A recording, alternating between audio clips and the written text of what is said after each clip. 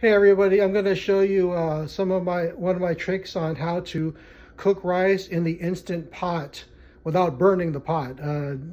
This is my second Instant Pot, and the first time I bought my Instant Pot, I was always burning the rice and I couldn't understand why. And so I figured out this method. So basically, first thing I do, add my water.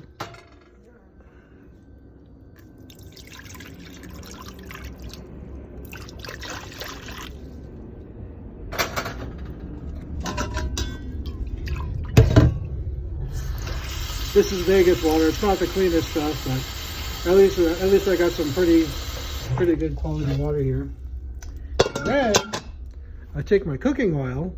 I don't know what that says. It says something in Korean. I don't read it. And I add, I guess, maybe a couple of tablespoons, maybe a little more. That is the big secret.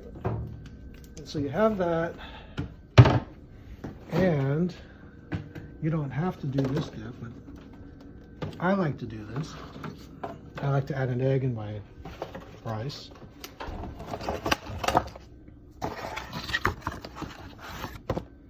Just a little egg. Whoops.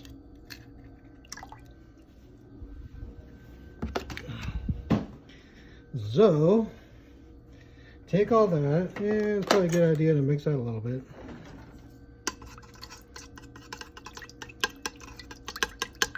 You don't have to do the egg. I just like to put that in the rice. A little protein, whatnot. Add the rice.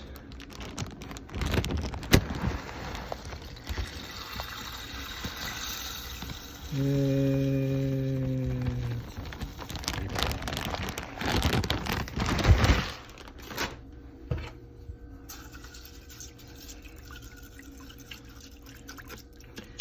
knock some of this out.